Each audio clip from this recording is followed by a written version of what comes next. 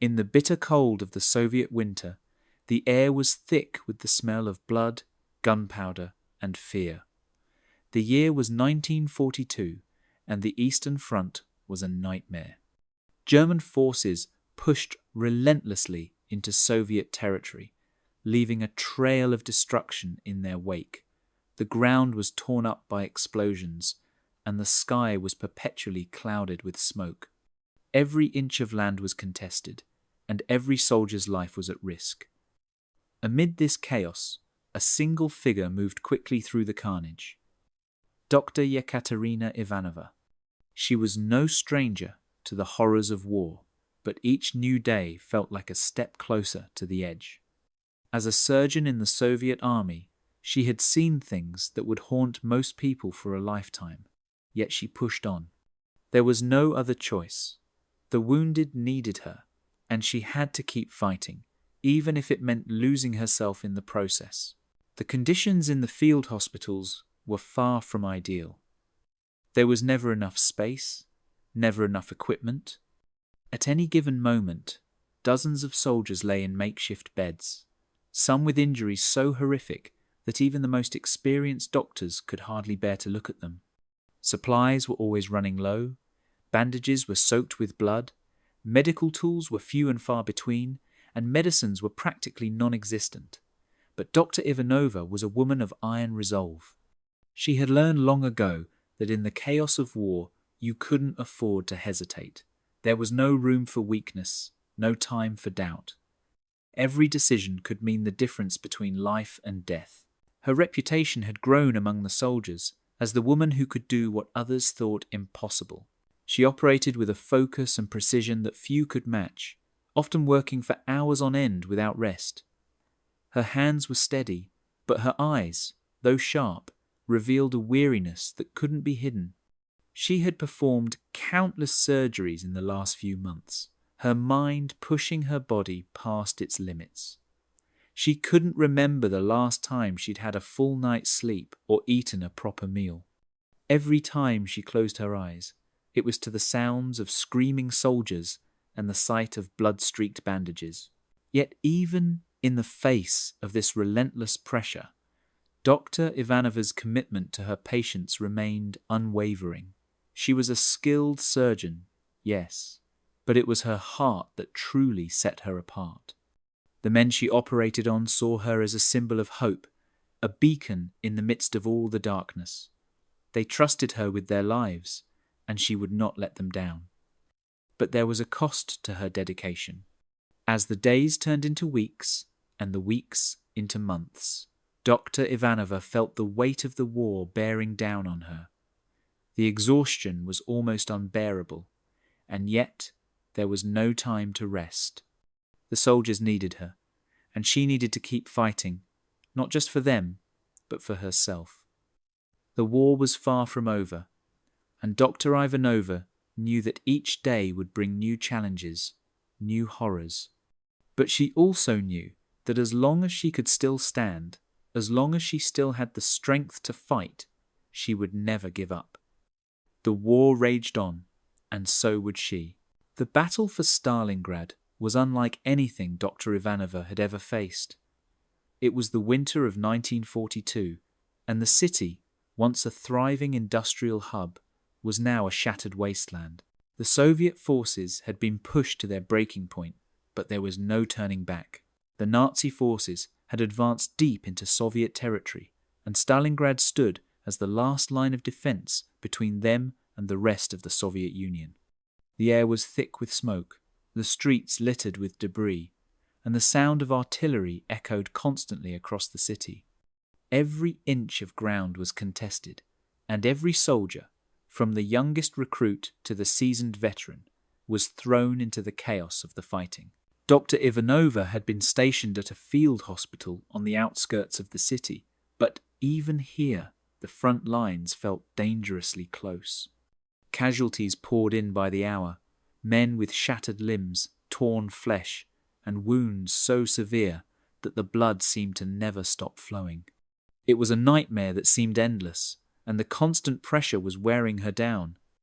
With every passing day, there were more wounded, and fewer supplies to treat them. The medical staff, though skilled, was grossly underprepared for the sheer scale of the battle. The operating rooms were overcrowded, the shelves bare, and the only thing that seemed plentiful was pain. As the battle for Stalingrad escalated, Dr. Ivanova found herself in the heart of the conflict, performing surgery after surgery without rest. The soldiers' faces were etched with fear, their eyes wide with terror as they were prepped for surgery. Some of them had been fighting for days, others were barely conscious from the trauma they had suffered. But they all had one thing in common. Each of them had put their trust in her, and she couldn't afford to let them down. Every cut, every incision she made felt like a moment where their lives hung in the balance, and the pressure weighed heavily on her shoulders. There were no breaks, no pauses to rest, only the relentless rhythm of life and death in the operating room. The situation was dire. The medical supplies were running dangerously low, and there were no guarantees of reinforcements. The soldiers who had survived the initial wave of battle were quickly replaced by more men, more wounded, and the cycle continued. Dr. Ivanova moved with mechanical precision, her hands shaking from exhaustion, but her mind focused solely on saving as many lives as she could. But it wasn't just her hands that were shaking, it was her entire body. The weight of responsibility, of knowing that every life was on her shoulders, threatened to break her. Still, she pushed forward, driven by the unspoken promise she had made to herself and to the men lying on her operating table. The days blurred together, each one indistinguishable from the next. Dr. Ivanova had long since lost track of time. She was so deeply immersed in the work that she could no longer tell the difference between day and night. The wounded soldiers never stopped coming, and neither did she. She had become part of the hospital's machinery, her body moving from one patient to the next, the trauma never ending. But even in the heart of this madness, she clung to one thought. The battle for Stalingrad had to be won. The soldiers needed her, and as long as they did, she would keep going. The news came in the middle of the night, whispered by a nurse, whose voice trembled as she spoke. The anesthesia was gone. The last bottle had been used hours ago, and the next shipment would not come. Dr. Ivanova froze for a moment, the scalpel in her hand hovering above a soldier's open wound. Around her, the hospital was filled with the sounds of agony, men crying out in pain, nurses rushing from bed to bed, and the distant thunder of artillery shaking the walls. The smell of blood and smoke was heavy in the air, and the oil lamps cast long shadows that danced across the walls. For a few seconds, she said nothing. Then she nodded once, her expression calm but her mind racing. The war did not stop for shortages. If there was no anesthesia, then the surgeries would have to go on without it. The realization spread quickly through the ward, and fear took hold. The wounded men, lying on stretchers and waiting for their turn on the table, began to murmur anxiously. Some begged for mercy, others stared blankly at the ceiling, too weak to speak. Dr. Ivanova's staff looked at her with wide eyes, waiting for orders. She took a breath and steadied herself. "We continue," she said quietly. Her voice was calm, but the weight of the decision pressed heavily on her chest. The nurses hesitated, then nodded. There was no choice. Outside, the guns continued to roar, and inside, the battle for life went on. The first patient without anesthesia was a young soldier barely older than 17. His leg had been torn apart by shrapnel, and without surgery, infection would kill him within days. He knew what was coming. When Dr. Ivanova told him there would be no anesthesia, he swallowed hard, but did not protest. He simply nodded and bit down on a strip of cloth. His hands gripped the sides of the table as she began to work. The screams came quickly, sharp and piercing, echoing through the room. The nurses flinched, but Dr. Ivanova's hands did not shake. Her face remained set, her focus absolute. Every cut, every movement had to be precise. There was no time for hesitation. The boy's screams turned to gasps, and then to silence. When she finished, she stepped back, her gloves soaked with blood, her eyes burning with exhaustion. The soldier survived. One after another, the patients came in. Each surgery was a test of endurance, not only for them, but for her. The pain in the room was unbearable, yet she pressed on, shutting out the sounds and focusing only on her work. The human body was fragile, but her will was stronger. As the hours turned into days, she lost count of how many lives she had saved. Each one came at a cost, a piece of her strength, a fragment of her soul. The hospital had become a place of both horror and courage, where every scream was a reminder of the price of survival. When the night finally fell quiet, Dr. Ivanova leaned against the wall, her hands trembling.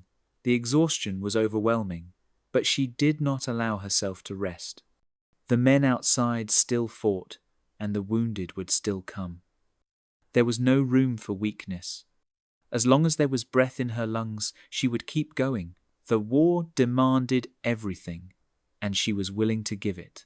The morning began before dawn, though in truth, no one could tell where night ended and day began any more. The sky above Stalingrad was a haze of ash and smoke, lit only by the dull red glow of fires burning across the ruins of the city. Inside the field hospital, the lamps flickered weakly as Dr. Ivanova prepared for what would become the longest day of her life. The air was heavy with the smell of disinfectant and blood, and the floors were slick with mud and melted snow dragged in from the trenches. Outside, the sound of artillery was constant, each blast rattling the fragile windows of the makeshift ward. Inside, the battle continued in a different form, a fight to keep men alive when death pressed in from every side. By sunrise, the first wave of wounded had arrived. They came on stretchers, in carts, and sometimes crawling on their hands and knees. Some were missing limbs, others had wounds so deep that even the most experienced doctors hesitated to look too closely. There were too many of them, far more than the small team could handle. But Dr.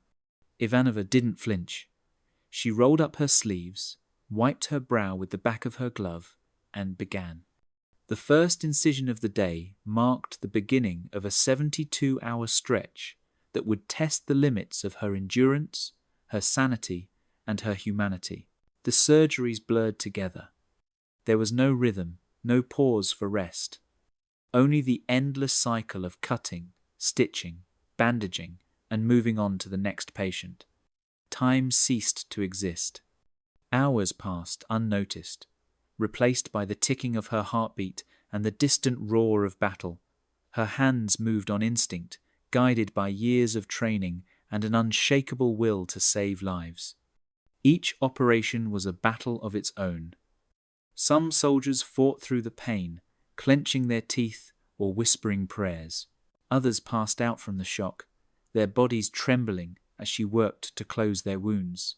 The nurses did their best to assist, handing her instruments with shaking hands, their eyes wide with exhaustion and fear.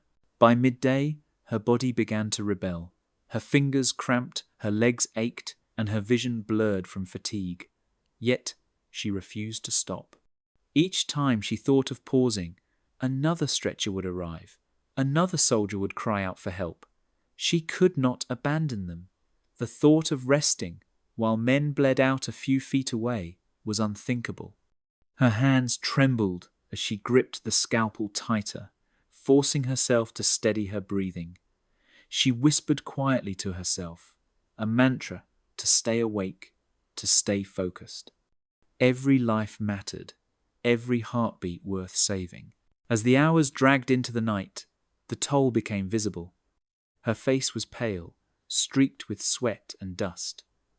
Her uniform was stained with blood, her gloves torn from constant use.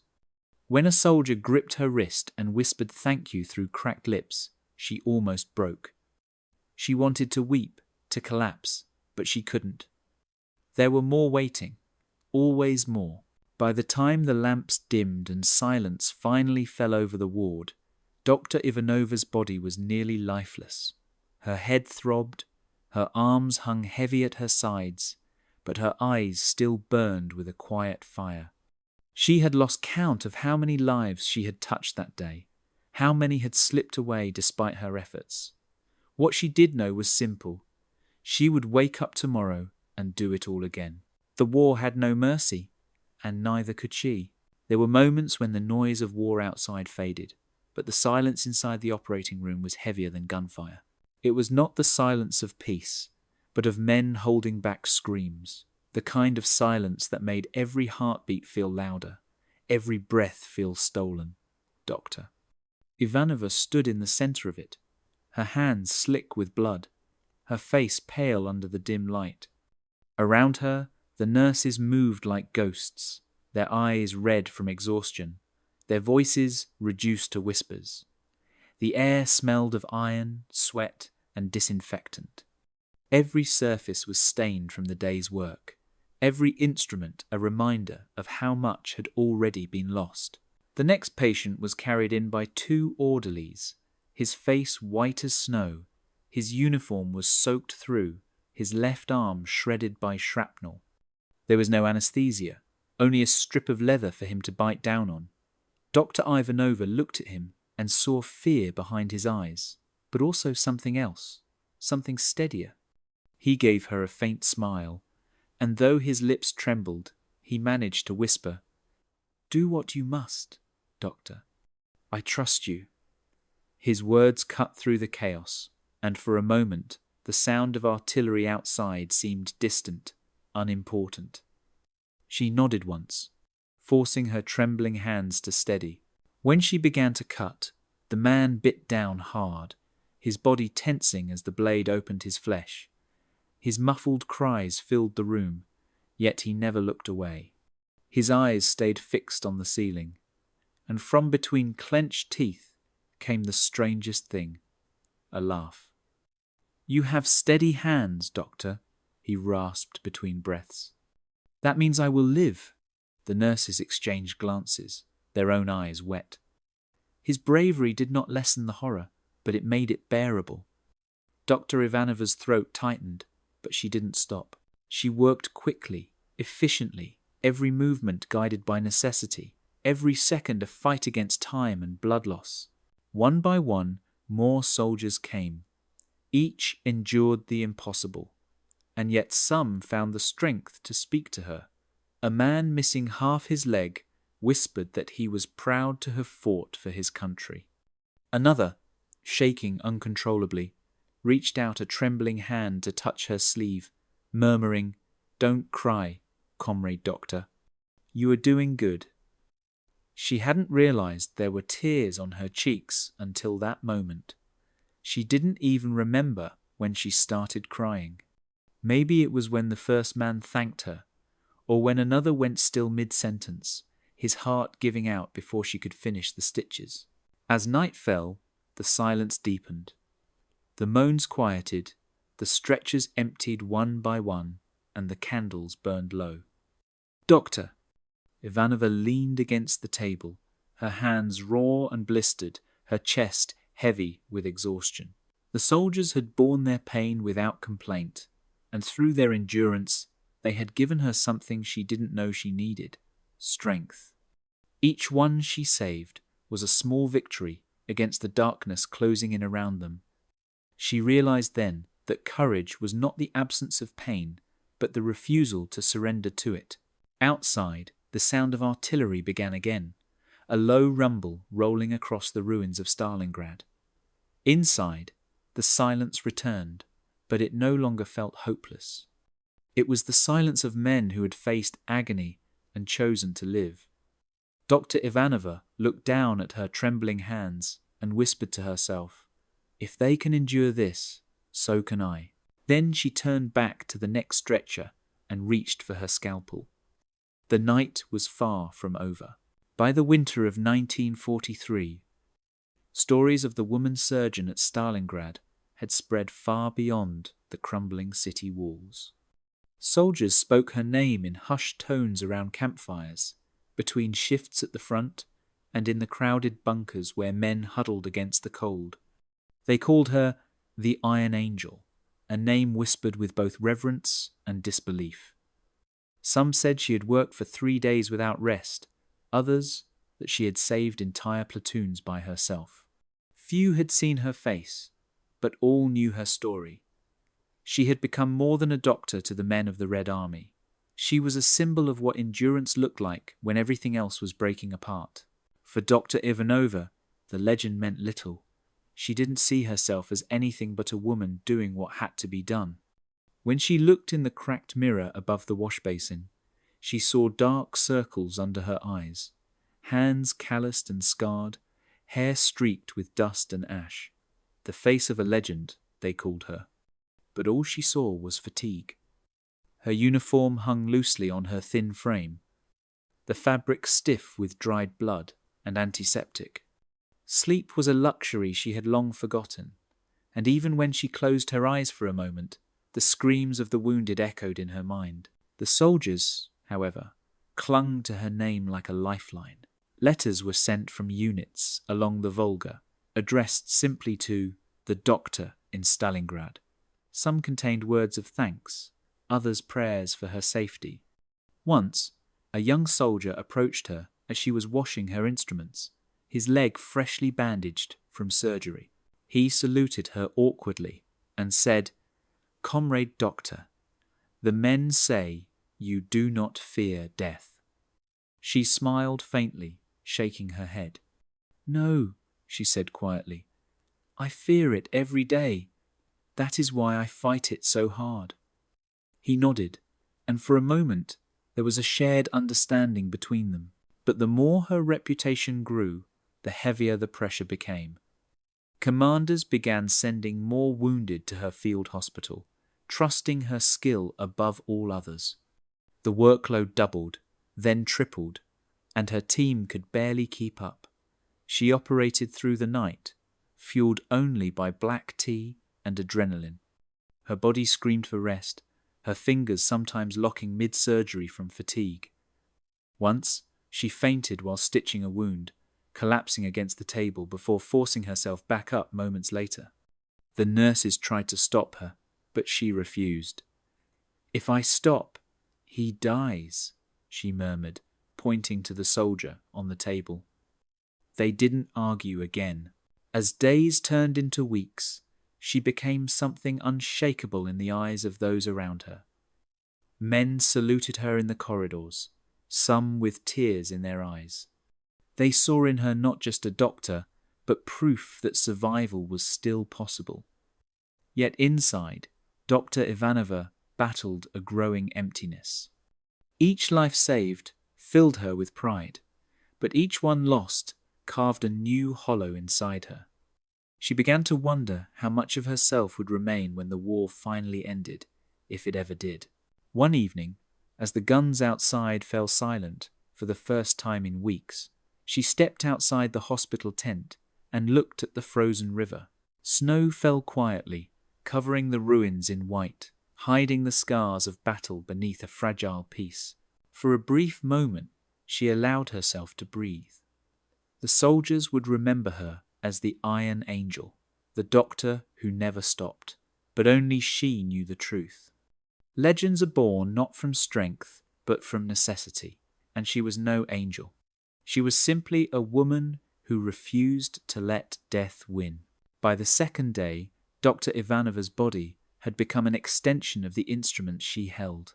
Her fingers were so swollen that her gloves tore as she pulled them on, the skin underneath red and raw. Each movement felt heavier than the last, yet she could not stop. The moment she paused, another stretcher appeared, another soldier crying out for help. The air in the hospital was stifling, thick with the smell of blood and disinfectant. Lamps hissed and flickered as if even the light itself was struggling to stay alive. Somewhere outside, artillery thundered, shaking dust from the rafters. But inside, it was her heartbeat that kept the rhythm. Slow, heavy, and relentless. Her vision blurred with each passing hour. She blinked hard, forcing the world to stay in focus. The scalpel in her hand felt strange, as if she were holding it through layers of fog. The nurses moved around her, pale and silent, their faces blank with exhaustion. Nobody spoke unless it was necessary.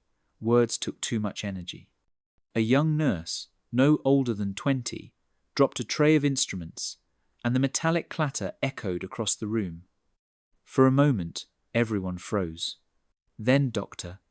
Ivanova looked up, her voice soft but steady. It's all right. Pick them up, sterilize them. We keep going. Her calm tone steadied them, but inside she could feel her strength slipping away. The soldiers who came through the doors were in every stage of consciousness. Some cried out for their mothers, some gritted their teeth until they bled, and others stared silently at the ceiling, too weak to react. One man, his leg mangled by shrapnel, grabbed her wrist as she prepared to operate. His eyes were wide and desperate. "Please, comrade doctor, just make it quick!" She nodded, her throat tight.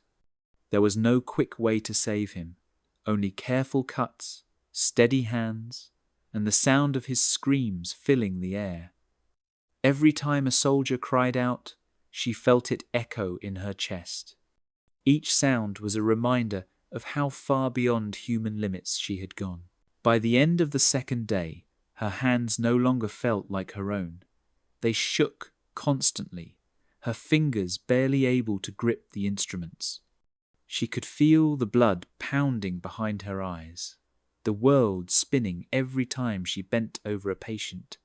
Once, during a moment of stillness, she caught her reflection in a metal tray and barely recognized herself. Her face was ghostly, lips cracked, eyes sunken. She looked like one of the patients she was trying to save. For a brief second, she wondered how much longer she could endure before her body gave out. But then, a faint voice from the next cot broke her thoughts. "You will save me too, won't you?" It was a boy, no older than 16, his uniform torn and stained with dirt. His face was pale, but his eyes were bright with hope.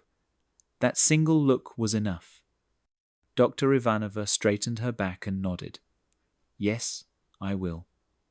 And once again she picked up the scalpel. As the night dragged on, her exhaustion became something she no longer noticed. Pain, hunger, and sleep faded into background noise. All that remained was the rhythm of her breathing, the steady beat of life and death in her hands. She no longer worked for glory or recognition. She worked because stopping meant another heart would stop too. By the end of that second day, Dr. Ivanova had crossed the line between endurance and survival. But she didn't care. There was still one more life to save. By the third day, Dr. Ivanova's body had turned against her. Her legs felt like stone, her arms trembled with every movement, and her eyes burned from lack of sleep.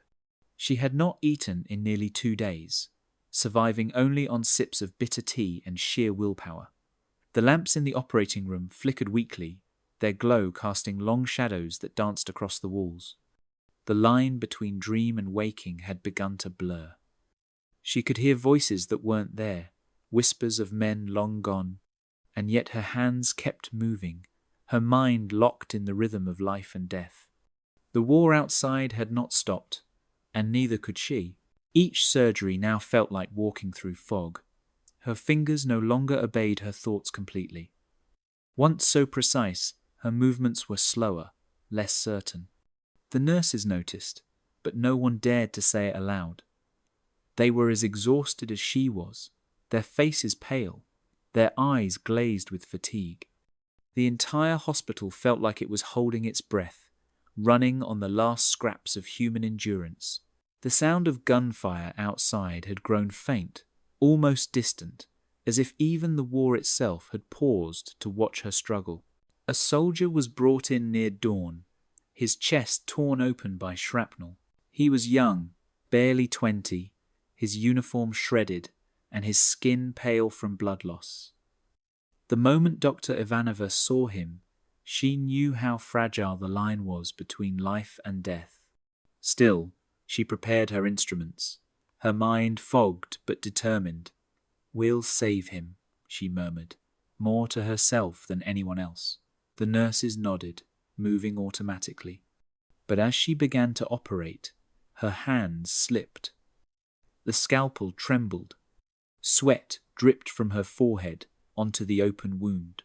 Her heart pounded as she tried to focus, to remember every movement she had performed thousands of times before. The soldier gasped for air, his body jerking violently. A nurse shouted something, but the words were muffled, lost in the haze of exhaustion. For a moment, everything went silent. The soldier's eyes stared up at her, wide and unblinking. She froze, her hands hovering uselessly above him. The room seemed to tilt, the sound of her heartbeat roaring in her ears. She realized, with a hollow weight in her chest, that he was gone. She had lost him. The nurses stood motionless, waiting for her next command, but none came. Slowly, she set the scalpel down and took a step back. Her body felt cold, her vision narrowing until the edges of the room disappeared. For the first time in days, she allowed herself to feel it. The guilt, the helplessness, the crushing sense that no matter how hard she tried, she could not save them all. She sank onto a stool, her head in her hands.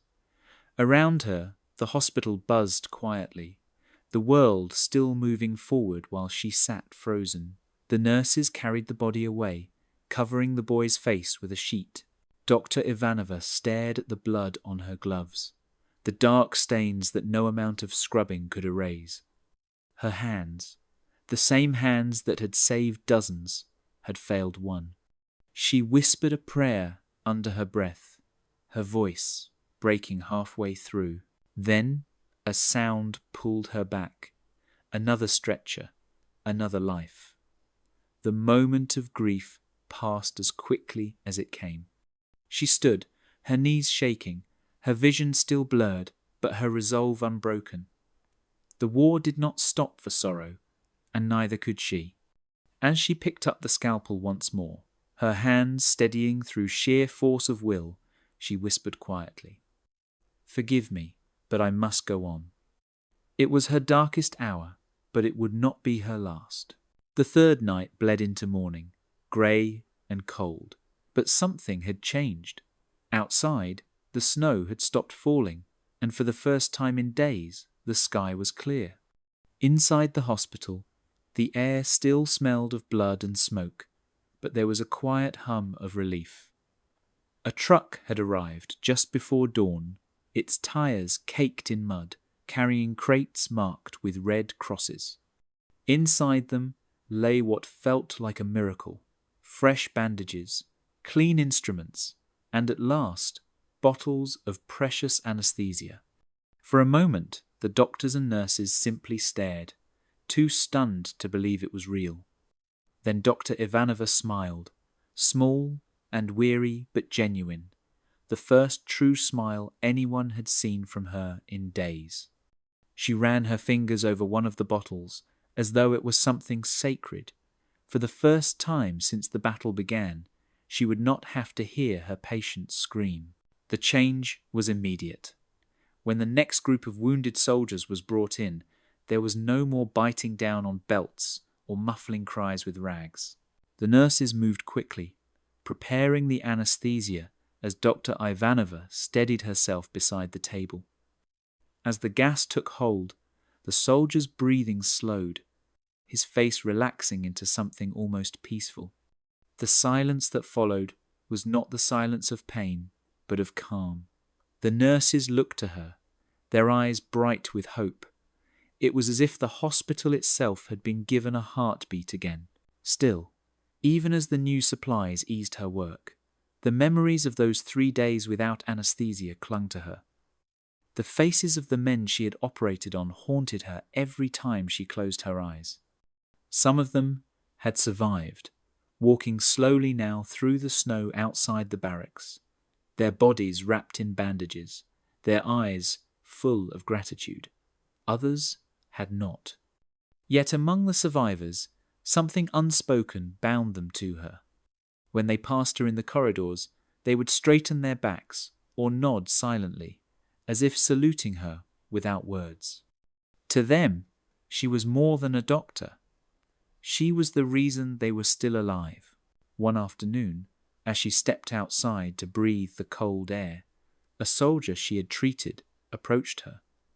His arm was gone, lost in an explosion days earlier, but his smile was steady. "Comrade Doctor," he said quietly, "we talk about you in the camp. Some of the men call you Mother Ivanova.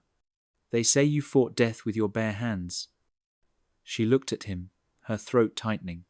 "I only did my duty," she replied. But he shook his head. "No, you did more than that. You made us believe we could live."